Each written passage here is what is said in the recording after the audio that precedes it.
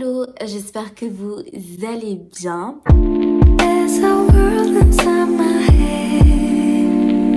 Aujourd'hui, j'avais envie de partager avec vous mon expérience à la semaine de mission RLH. Donc RLH, pour ceux qui ne connaissent pas, c'est Réveiller les héros, un groupe de rencontres pour jeunes chrétiens, et ils organisent des conférences, des camps et aussi des rencontres mensuelles pour tous les jeunes de la Suisse et aussi un peu de France. Et c'est vraiment un endroit que j'aime beaucoup y aller. C'est une grande bénédiction parce que ce groupe il permet vraiment d'être boosté, encouragé et de grandir dans sa foi. Ça permet de rencontrer des jeunes chrétiens qui sont réellement engagés dans leur foi, qui sont aussi matures, qui ont soif de Dieu, passionnés par Dieu, et des amitiés avec des jeunes chrétiens qui sont réellement engagés dans une relation sincère et vraie avec Dieu, un grand atout dans la vie. Et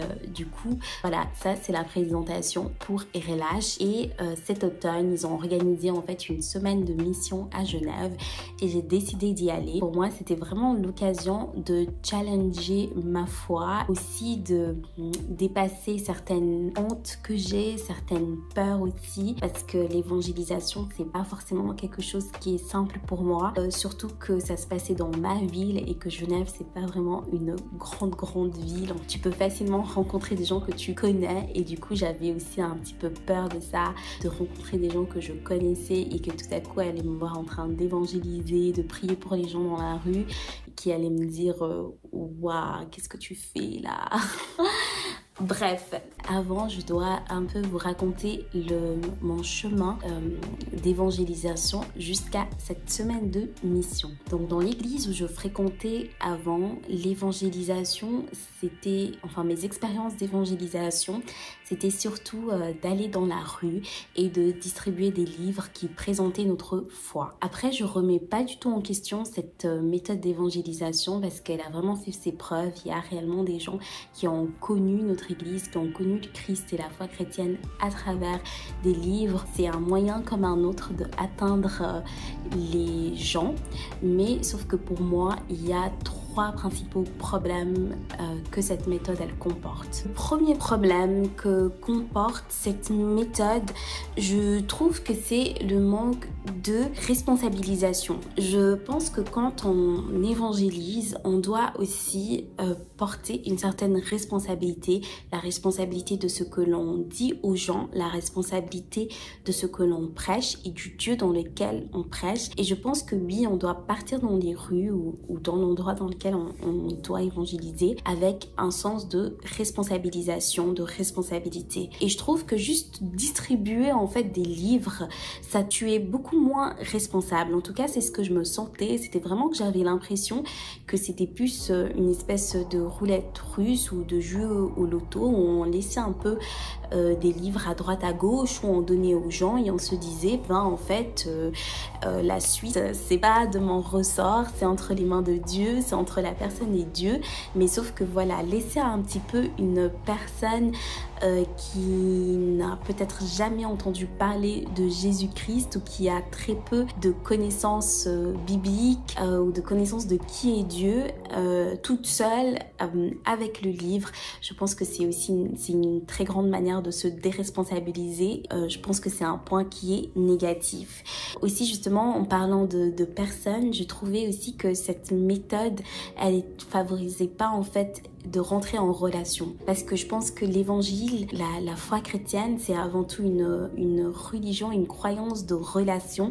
On est en relation avec notre Dieu est en relation avec nous, on est en relation les uns avec les autres à travers de l'église, mais aussi quand on va dans l'évangélisation, on doit rentrer en relation avec les gens qu'on souhaite faire découvrir l'évangile justement. Je trouve que le fait de juste distribuer les livres, ça ça va pas plus loin que juste un bonjour, est-ce que je peux vous donner, est-ce que vous acceptez, est-ce que vous êtes intéressé. Et puis en tout cas moi quand je l'ai fait, je pense que c'était rare les personnes qui allaient s'arrêter, qui allaient poser un peu plus de questions. Soit les gens refusaient, soit les gens acceptaient, mais dans très peu de cas ils allaient vraiment entrer en discussion. Et que je trouve que ça c'est dommage de pas pouvoir justement discuter, verbaliser et vraiment avoir un échange, même s'il est court, mais au moins avoir cet échange où on regarde l'autre personne dans les yeux.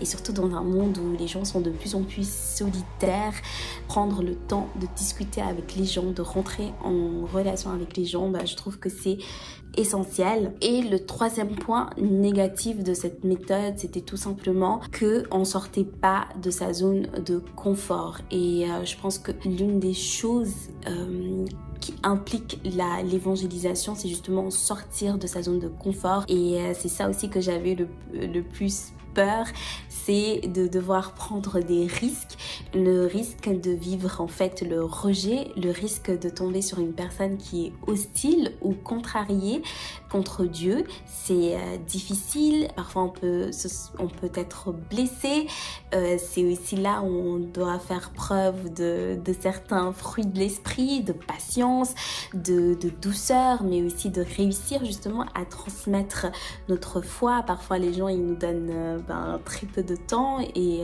tu as un court temps pour justement pouvoir partager ta foi. Durant cette semaine de mission RLH, ce qui était vraiment bien, c'est que il n'y avait pas ces 3 points négatifs de l'ancienne méthode. Là, on était réellement obligé de sortir de sa zone de confort, de se responsabiliser, parce que souvent aussi on priait pour la guérison des gens, donc on rencontrait des gens qui étaient en béquille, on priait pour leur santé, pour les douleurs, etc. En plus, on était vraiment allé autour de la zone de l'hôpital universitaire de Genève. De facto, on rentrait en relation avec les gens, on devait leur parler, on devait aussi parler de notre foi. Et du coup, en fait, j'ai pu vraiment travailler ces 3 points que je ne travaillais pas dans l'autre église. La rencontre qui m'a le plus touchée, qui m'a vraiment le plus impactée et que j'ai du coup le plus appris, c'était avec 3 ados. Donc en fait, moi j'étais avec 2 autres amis qui faisaient la semaine de mission avec moi. On est rentré dans un parc et on a vu ces 3 ados qui étaient assises et qui s'apprêtaient forcément à fumer. Je sais pas si c'était des joints ou juste des cigarettes, mais voilà, c'était sur le point de fumer. Et du coup, on est allé les voir. Moi, en les regardant, en les observant, j'ai vraiment senti l'envie de partager Jésus avec elles. J'avais vraiment cette conviction qu'elles avaient besoin de Jésus et j'avais vraiment une fervente envie de leur faire découvrir qui est Jésus. On commence un petit peu à tchatcher avec les filles. Et quand arrive mon tour de prendre la parole, en fait, ce que j'ai fait, c'est que je savais qu'elles étaient en fin d'adolescence et qu'elles allaient bientôt passer aux études supérieures et qu'elles allaient devoir choisir qu'est-ce qu'elles allaient faire comme profession pour la suite de leur vie et que c'est quand même un choix qui est assez difficile et qui est plein de conséquences et qu'on peut se sentir un peu perdu au moment de faire ce choix. Du coup, je présume qu'elles étaient un peu perdues dans leur vie et puis du coup, je commence un peu à leur expliquer que grâce à Jésus, on arrive à se retrouver, à se comprendre et à savoir où on va, à savoir pourquoi on a été créé. Voilà, je leur fais comprendre qu'en gros, grâce à Jésus et avec Jésus, elles seraient pas perdues dans la vie. Mes intentions étaient bonnes, mais pas forcément mes motivations parce que j'ai présumé un besoin que peut-être elles les avaient, mais vu leurs réactions qui ont été quand même de se refermer du coup, c'était peut-être pas ce dont elles avaient besoin. Ce qui est dommage, c'est que du coup, je n'ai pas suivi l'exemple de Jésus, même si je le connaissais très bien. Je n'ai pas utilisé sa méthode, son exemple, comme il nous est présenté dans les évangiles, on voit vraiment dans la Bible que Jésus était à l'écoute des autres. Les gens venaient le rencontrer, mais lui aussi allait rencontrer les gens, prendre ce temps d'écouter, de donner la parole aux gens et que les gens leur fassent part de leurs besoins. Même si beaucoup leurs besoins étaient visibles et que je suis sûre que que Jésus, il comprenait très bien les besoins des gens et peut-être même mieux que ce que les gens y comprenaient et peut-être au-delà de la maladie, du besoin de guérison. Mais il présumait pas et il laissait vraiment que les gens lui disent ses besoins, que les gens prennent la parole. Il était donc à l'écoute et il allait vraiment répondre aux besoins des gens. Et ça, on peut le voir dans la Bible, par exemple dans Luc, au chapitre 18.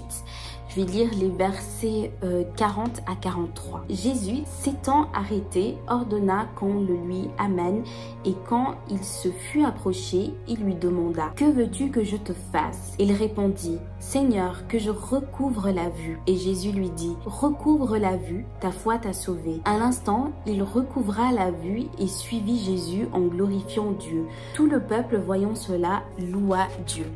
À ce moment-là, je n'ai vraiment pas fait ce que Jésus aurait fait ou ce que Jésus a l'habitude de faire, de donner la parole aux gens. Je pense que l'une des raisons pour lesquelles je n'ai pas réussi à faire ça, c'était justement le manque de compassion et d'amour. Et c'est vrai que si on fait pas trop d'évangélisation, on a l'habitude de parler de Dieu ou juste de rester un petit peu dans notre sphère des gens qu'on connaît et qu'on a l'habitude de côtoyer, que ce soit nos amis à l'école, les collègues au travail. Parfois, c'est avec ces gens-là qu'on va évangéliser ou essayer de leur parler de Jésus, mais c'est peut-être un peu plus facile de parler avec ces gens-là parce que c'est les gens que tu fréquentes. Mais quand tu dois parler de Jésus à des gens que tu n'as jamais vus, à des gens qui sont quand même très loin de toi, c'est là où on va tester et voir ta capacité de compassion, d'amour envers quelqu'un que tu ne connais pas. Du coup, cette situation, elle m'avait vraiment permis de me demander est-ce que j'ai assez d'amour, est-ce que j'ai assez de compassion, est-ce que je suis assez capable de justement écouter le besoin des gens au lieu de moi-même présumer et de pas avoir un espèce aussi d'orgueil spirituel que parce que je suis chrétienne et que je connais certaines vérités que les gens ne connaissent pas, de savoir que moi je sais mieux que les gens et surtout d'oublier qu'on est là pour servir les autres. Quand on va évangéliser, on est avant tout là pour servir nos frères et pas forcément pour leur imposer ou pour leur montrer quelque chose et surtout qu'il faut pas en fait voir les gens qu'on va évangéliser comme juste des gens qu'il faut ramener à l'église et vraiment les voir comme des gens qu'on peut les aider. Une fois que j'avais fait mon speech, les 3 ados, on a clairement vu qu'elles se sont renfermées sur elles-mêmes et puis l'une d'elles m'avait même répondu oui mais c'est pas parce qu'on fume etc qu'on est perdu, on vit encore chez nos parents, enfin on n'est pas à la rue etc. Elles se sont donc senties en fait jugées et du coup là on avait vraiment plus d'espace. Je viens de me rendre compte que mon micro il était pas bon. Bref, et je pense que voilà, à ce moment-là, il n'y avait plus vraiment l'espace ou la possibilité de rentrer en dialogue avec elle. Et moi, je me souviens que je m'étais vraiment sentie hyper mal parce que j'avais vraiment l'impression que c'était de ma faute que j'avais fait tout foirer. Mais bref, ça arrive, c'est les erreurs d'évangélisation quand on commence, quand on débute. Justement, à travers ces expériences, c'est là qu'on apprend et c'est là aussi qu'on découvre un petit peu quelles sont nos lacunes dans la foi. Du coup, je suis quand même reconnaissante à Dieu d'avoir vécu ça, même si c'était une expérience qui était un peu négative. Du coup, voilà, moi je vous invite vraiment tous à vivre pleinement l'évangélisation. Je pense que c'est là où on peut réellement tester sa foi, être sur le terrain et puis l'exercer. Parce que voilà, quand on est avec notre entourage, c'est un peu plus simple, entre guillemets. Et voilà, j'espère que ce partage d'expérience, que ça pourra vous édifier dans votre chemin d'évangélisation. N'hésitez pas aussi à me suivre sur Instagram et sur TikTok et on se retrouve tout bientôt pour une nouvelle vidéo. Bisous.